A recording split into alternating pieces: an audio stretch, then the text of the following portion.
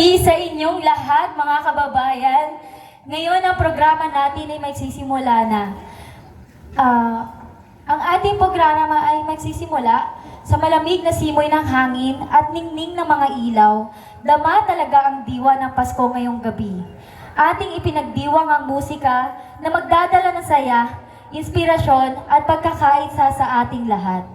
Sabay-sabay tayong umindak at makiawit sa mga tugtugin ihahatid ng General Trias Youth Symphonic Band at damhin ang makalangit na tinig ng Vocales Angelus Choral.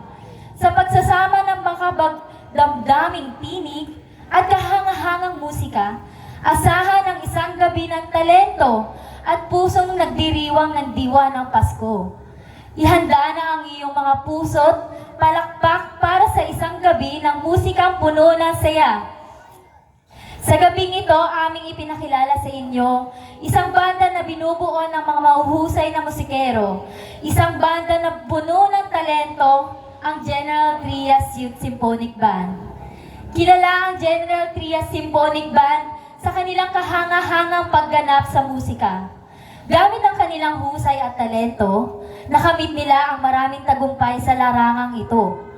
Layunin ng General Youth Symphonic Band na mapag-isa ang lahat ng mga kabataang mahuhusay sa musika mula sa iba't panig ng General Trias.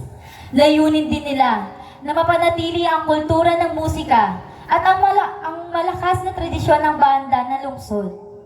Kaya naman, kasabay ng mga masibagabong palakpakan, tayo na't maghanda at ating saksihan ang kanilang kahangahangang pagganap.